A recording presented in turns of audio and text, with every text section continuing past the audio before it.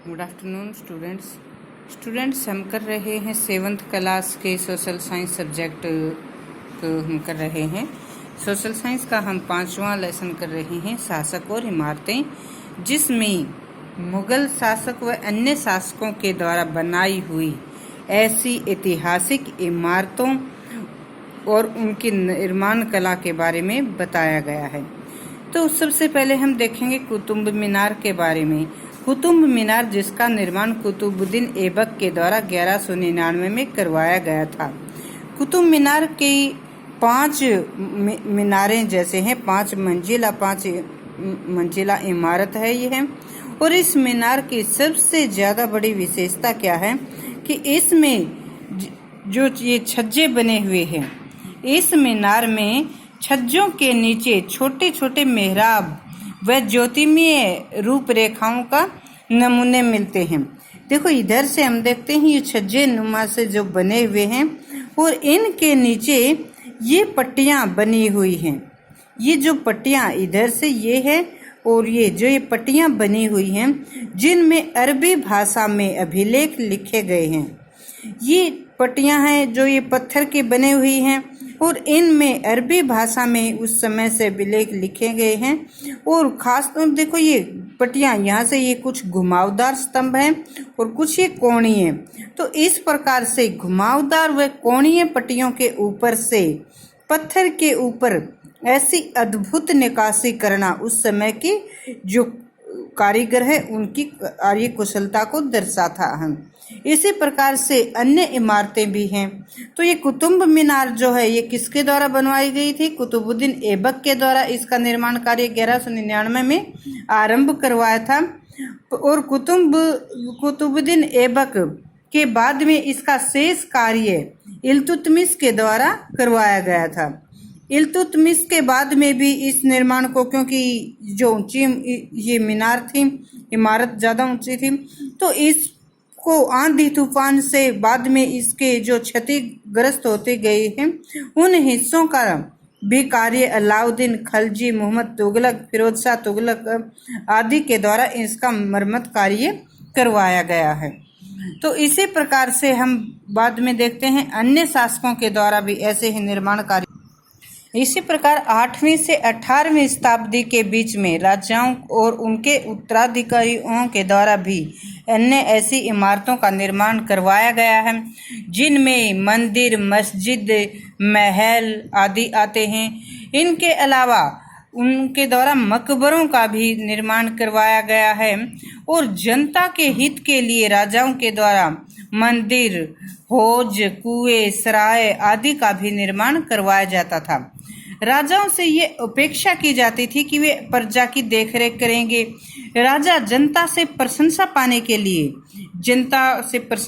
के लिए तालाब खुदवाते थे, कुएं बनवाते थे, सराय बनवाते थे, बड़े बड़े मंदिरों का निर्माण करवाते थे, ताकि वे राजा जो जनता में उनकी प्रशंसा हो और सराहना हो।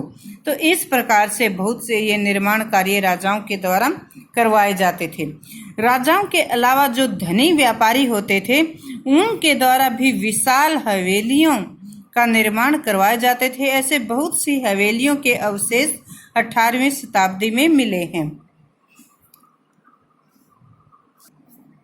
इस प्रकार की इमारतों से, स्मारकों से हमें उस समय की निर्माण कला का भी पता लगता है कि उस समय शिल्प विज्ञान कितना विकसित था।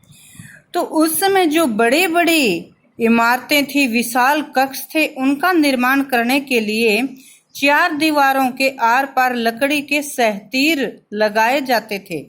जैसे जो 2 दीवारें होती थी, उनके ऊपर मोटा जो लकड़ी का एक जो लंबा जो लगा होता था, जो स्तंभ लगा होता था, जिसको सहतीर बोला जाता था। तो इस प्रकार से उस समय की भवन निर्माण कला थी।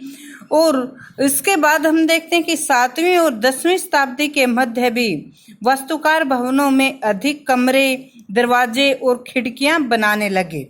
कमरों के दरवाजे अधिक होने लगे, खिड़कियां, दरवाजे अधिक, मतलब रोशनी और हवा की व्यवस्था भी की जाने लगी।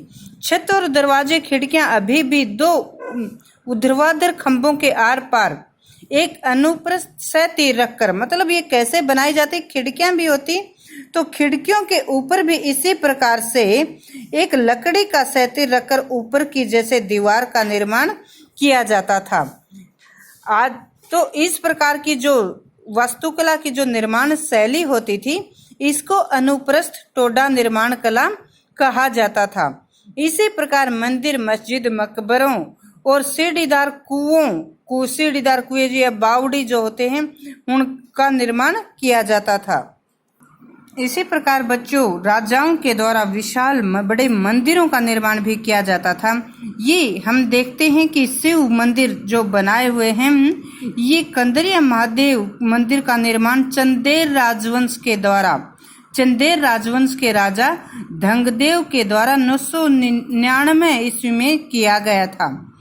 तो ये इस मंदिर का नक्शा जो है, मंदिर के नक्शे के मुताबिक जैसे ये जो सीढ़ियां बनाई हुई हैं, जो मंदिर का प्रवेश द्वार है यहाँ पर, तो सीढ़ियों के द्वारा मंदिर के प्रवेश द्वार तक जाया जाता है। और फिर आगे ये जो हम यहाँ पर ये देख रहे हैं, जहाँ पर मंदिर में नृत्य कला होती थी। आगे मंदिर का गर्भगृह जहाँ पर इष्ट देव जो होते थे उनकी मूर्ति रखी होती थी। प्रमुख देवता की मूर्ति मंदिर के गर्भगृह में रखी होती थी। यहाँ पर ही धार्मिक अनुष्ठान के कार्य होते थे। आम जनता को, अन्य नागरिकों को यहाँ तक जाने की अनुमति नहीं थी। यहाँ पर केवल जो राज पुरोहित थे या फिर राज परिवार ही यहाँ तक जा सकते थे। तो इस प्रकार से इसे पहले ये ऐसा खाका नक्शा तैयार किया जाता था। इसके आधार पर ऐसे जैसे ये मंदिर बनाया गया है, तो ये उस समय मंदिर निर्माण कला होती थी। तो इस प्रकार से हम उस समय की कला के बारे में जान सकते हैं।